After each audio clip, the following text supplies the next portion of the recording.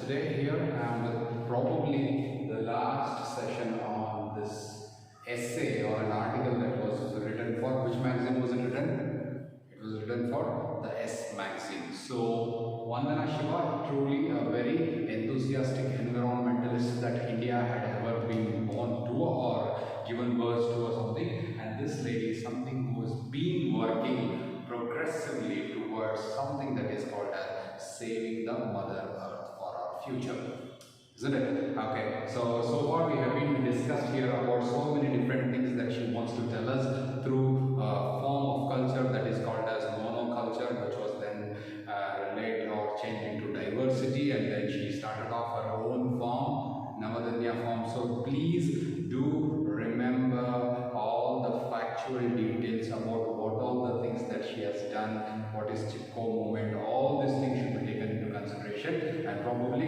in the last class of mine, I had discussed about what the nature teaches us and how the earth becomes a dead earth worldview.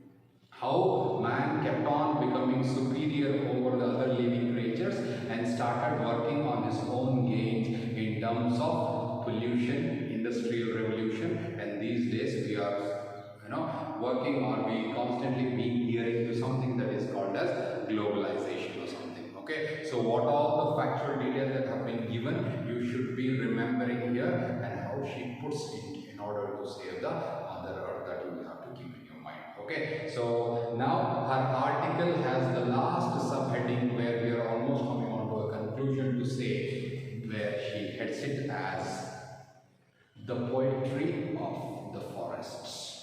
Okay, what does it strike in your mind the moment you think of the subtitle called or the subheading called the poetry of the forests? Okay, so we have been discussing, or we have already been discussed about, those tribal women of the Himalayan region. They started singing songs, isn't it, in order to save the trees that were being cut, isn't it? So they were against deforestation. What they used to do, Chipko movement, they used to go and hug the trees and ask the men, or they stood in defense of the trees in order to save them. They started singing songs in the similar way. Now let us read this subheading, which is titled as the poetry of the forests. In my last class, I told you certain hints about what are you going to learn in this section of her essay, where she names the poet Rabindranath Tagore. So now let us see from the perspective of Rabindranath Tagore what Vandana Shiva tries to tell us under this heading, the poetry of the forest.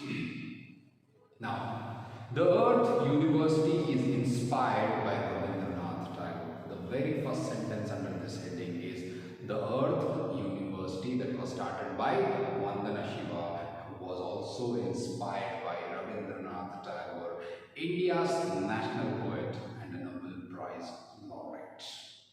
The very first sentence, what we see here is that the national poet of India, who is also a Nobel Prize awardee, was also inspired by something that is called as Earth University. Tagore started a learning center in Shantiniketan in West Bengal, India, as a forest school. Now, what we try to understand here through Vandana Shiva's inputs are that how a national poet, Rabindranath Tagore, was also interested in something that is called as in safeguarding the forest or saving the Mother Earth. Okay, so he had started a learning center in Shantiniketan. All of you know what is Shantiniketan, where is it located, right? So in West Bengal, India, as a forest school. So in Shantiniketan, okay, he had opened something that is called as forest school, both to take inspiration from nature to create an Indian cultural renaissance, almost a thorough change. I hope you understand what's the meaning of the word renaissance. The school became a university in 1921, growing into one of India's most famous centers of learning. So, through this paragraph, Vandana Shiva tries to tell us that even a national poet like Rabindranath Tagore was also in defense of saving Mother Earth. So, he had started a forest school in Shantiniketan, which later, in the year 1921, it became a university. And today, this university is acting as one of the most important centers of learning forestry. Okay, this is what she says. Just today, just as in Tagore's time, we need to turn to nature and the forest for lessons in freedom. That is, we all know that Rabindranath Tagore was a poet. Then what kind of inspiration was he getting in order to write the poems or so? He says it was through nature. Okay, it was through forests. So today, just as in Tagore's time, we need to turn to nature and forest for lessons in freedom. So if you want to be having, or if you want to gain freedom, it can happen only through the nature or the forest or something. So this importance was very well understood by Rabindranath Tagore in that time only. Then she continues further by saying that in his essay, that is in Rabindranath Tagore's essay called Tapovan, Forest of Purity, what Tagore wrote is the next paragraph that you have to study. Okay, so Tapovan is an article or is an essay that was written by Rabindranath Tagore. Tapovan means the forest of purity. Tapovan means the forest of purity, where Tagore wrote that Indian civilization has been distinctive in locating its source of regeneration. Distinctive is very different. Indian civilization is being very, very different in locating the source of regeneration. Material and intellectual in the forest, not the city. He goes back to the history. Indian civilization started off not in urban places, rather it started in the rural places. That too, with reference to the regeneration, material, intellectual, happened in the forest but not in the city. The making of the city, the urbanization, all these things started at a very later part of the evolution or something. This is what he says. India's best ideas have come where man was in communion with trees and rivers and lakes and away from the crowds. I hope this is self-explanatory. You can understand what is he wants to say in his essay Tapovan. So he mainly stresses that all the civilization evolvement happened through nature and forest, but not rather in the cities or something. So further he says India's best ideas have come where man was in communion, he was in contact, he was in communication with the trees, the rivers, the lakes, which was away from the crowds. The peace of the forest has helped the culture of Indian society. The peace of the forest has helped the intellectuals, that is the people who are intelligent, not from the cities but from the forest. The intellectual evolution of man. The culture of the forest has fueled the culture of Indian society.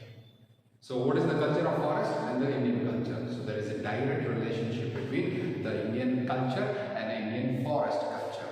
The culture that has arisen from the forest are always at play in the forest, varying from species to species, from season to season, in sight and sound and smell.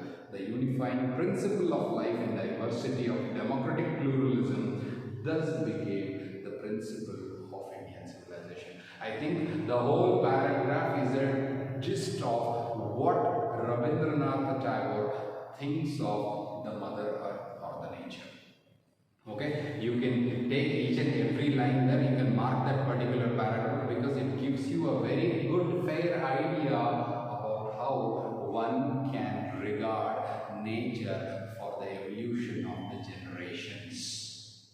Okay, I think it is self-explanatory, no need to give any difference or any discussions on the so-called words which have been given in this paragraph. Why? Because Rabindranath Tagore in 1921 itself, in his essay Tapovan, has mentioned about what is the importance of nature or what is the importance of the trees or the forests. Okay, he gives importance to what? He gives importance to rural life evolution of man started, or where man started looking for different civilizations, where he has definitely come from the forest or the nature rather than the city life or the urbanization. That is what you got to understand. Clear?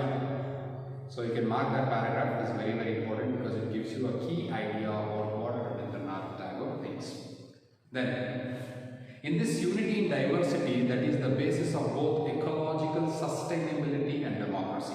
Okay. Now she comes back to her essay and she says it is this unity, that is unity with nature and harmony with the forest. This unity has helped the widespread of the diversity on both the ecological sustainability. That is, you live, let others also live. Ecological sustainability. I was talking to you about the ecological balance. Okay, sustainability, which also helps in terms of the democracy. Diversity without unity becomes the source of conflict and contest. Underline that line. Diversity without unity. Diversity without unity becomes the source of conflict and contest. Contest, you start competing with each other.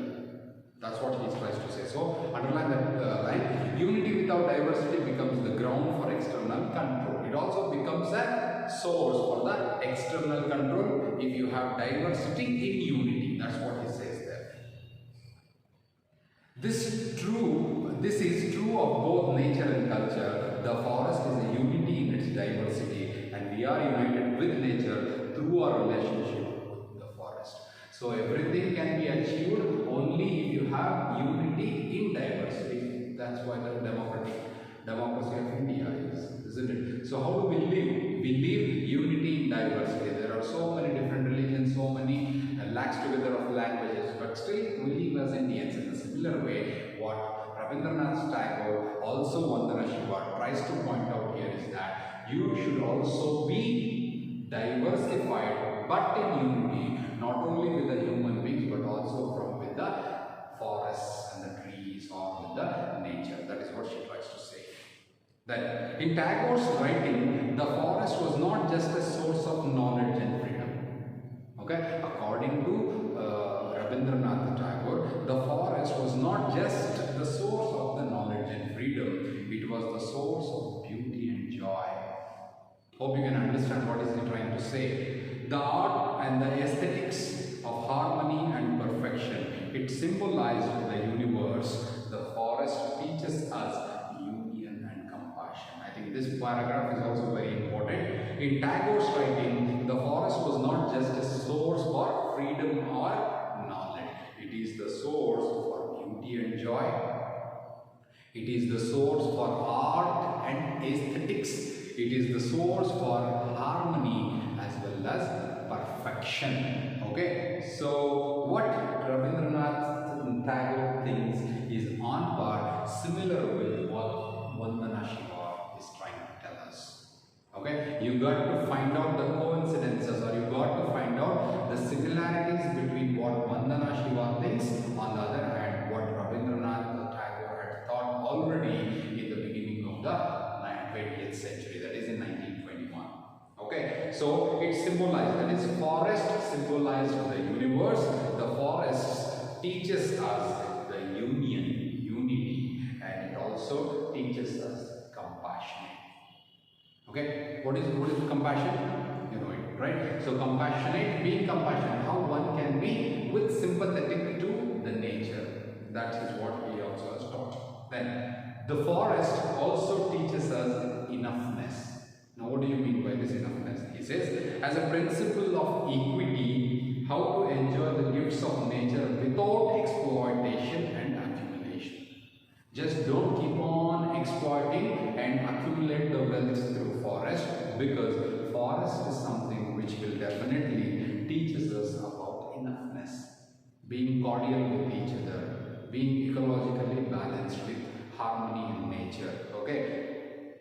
Tagore quotes from the ancient texts written in the forest, know all that moves in the moving world as enveloped by God, and find enjoyment through renunciation. What do you mean by renunciation? Renunciation is nothing but the act of What do you mean by renunciation? The act of repeating the things ever and ever in your mind, or over and over in your mind. So when you go back to the renunciation, you will come to know that there are so many books that have been written on nature, where nature becomes a source of inspiration.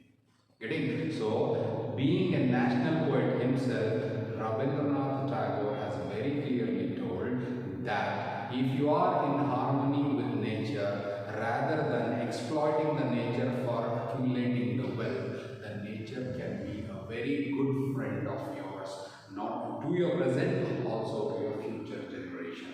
So, when you try to renunciate it, you will come to know the importance of the Mother Earth.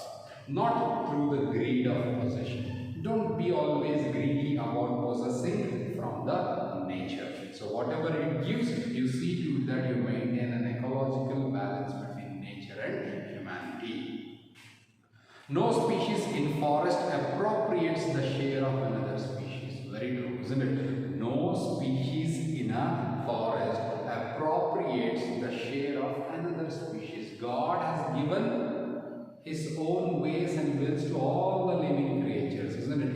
It is not that you can have a supremacy over other living species, whether in forest or on earth or on nature. Every species sustains itself in cooperation with others. Unity, isn't it? What does he finally say? He finally says that it is unity. Then the end of consumerism and accumulation is the beginning of the joy of living. Underline that. The end of consumerism, being consuming the things from the nature and accumulating the wealth, is the beginning. That is, you have to put an end to the so-called supremacy of man on nature in the form of consumerism and, what is the other word? Consumerism and accumulation. Okay, so if you end that, then it will be the beginning of the joy of living. Very true lines spoken by Rabindranath Tagore. Then, the conflict between greed and compassion, conquest and cooperation, violence and harmony that Tagore wrote about continues even today. And it is the forest that can show us the way beyond this conflict. Finally, Vandana Shiva concludes this lesson, or concludes her essay, by saying the very important lines of the aspects of the thoughts of the national poet Rabindranath Tagore, and she fairly 100% agrees to what Tagore has already read or spoken about the nature, about the Mother Earth in the early part of this 20th century only. So look into this last paragraph. The conflict between greed and compassion. Who's making this conflict? Man, isn't it? So the conflict between the greed that the man has and the compassion that the nature always teaches us. The conquest related to man and cooperation comes from nature. Violence, man does. Harmony, nature does. That Tagore wrote about continues even today. So all these aspects, whatever Tagore has written, is even continued and even believed to be followed by the generations to generations even today. And it is the forest that can show us the way beyond this conflict.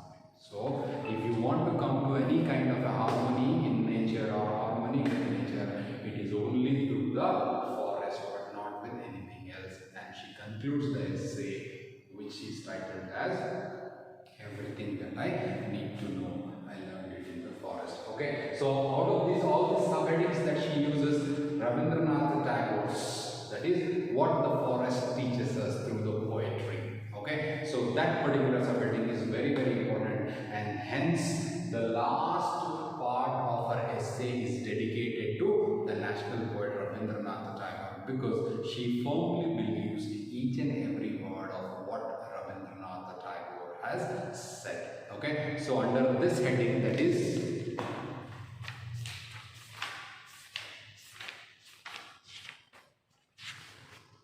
what nature, that is the poetry of the forest, we understand it very, very clearly that Rabindranath Tagore in the early part of the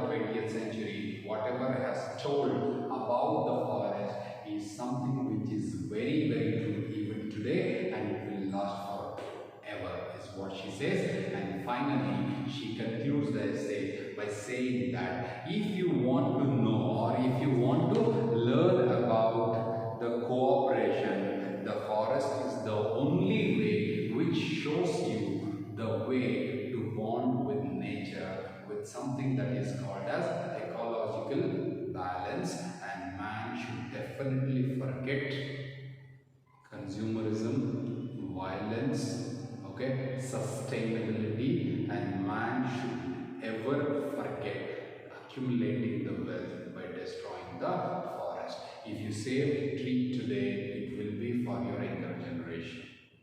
Okay, you might have heard of so many things becoming extinct. Dinosaurs, if I have to give you an example, extinct, isn't it? In the similar way, there are so many things on Earth because when you take Mother Earth as an epicenter of evolution, then all the species living on Earth should have a balance. There shouldn't be any kind of a supremacy. Okay, so by saying all these words, Vandana Shiva very well concludes her essay by the examples and the writings and the thoughts of Rabindranath Tagore, who has read or who has written about the inputs on the forest or on the Mother Earth. Okay, so don't forget the name of the school that he had started at the same time, which became a university later on. And then in one of his essays, Rabindranath Tagore talks to us about these things that we have discussed by name Tapovan, the forest of purity, in which he talks to us about the balance, ecological balance, by naming that Indian civilization has evolved not in cities but in villages. Man was having a very strong bond with the nature, the trees and all those stuff, but later on man started becoming what? Man started becoming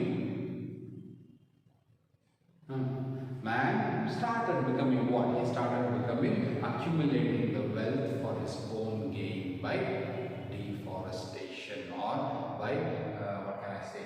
By exploiting, yeah, I would say, like, by exploiting the nature for its own benefit or something, which should be definitely avoided in order to survive on this earth.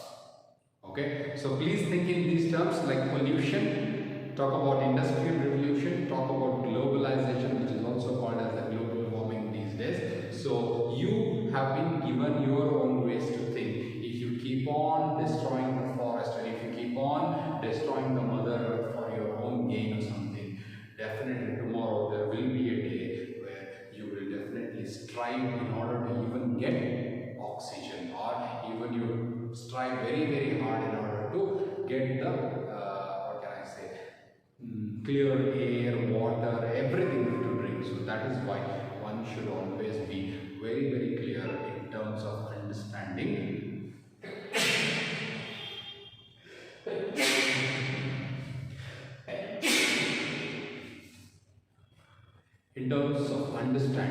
the Mother Earth and its ways, how you can safeguard your presence now and how you can safeguard the future for the other generations to come. So with this saying, I conclude my session on the so-called chapter or an essay, everything that I need to learn, I learned it in the forest. Okay, so let me repeat this once again. It is not a story, there are no characters here. So all the factual details have been given here. So you should be very, very specific, and you should be very, very careful enough in understanding what different people mentioned in the chapter or in the essay told about the nature with respect to the author of the article or an essay. So I hope I have done an explanation in such a way that it has been understood by you.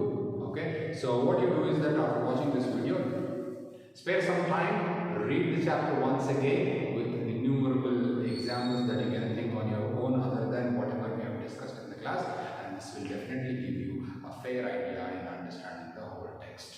Okay, definitely in the examination you will have one word question sure for 1 mark and 4 marks, or maybe you may be asked for a also. But this chapter is very, very important, and see to that you will understand it thoroughly by whatever the things that Vandana Shiva has discussed in this article.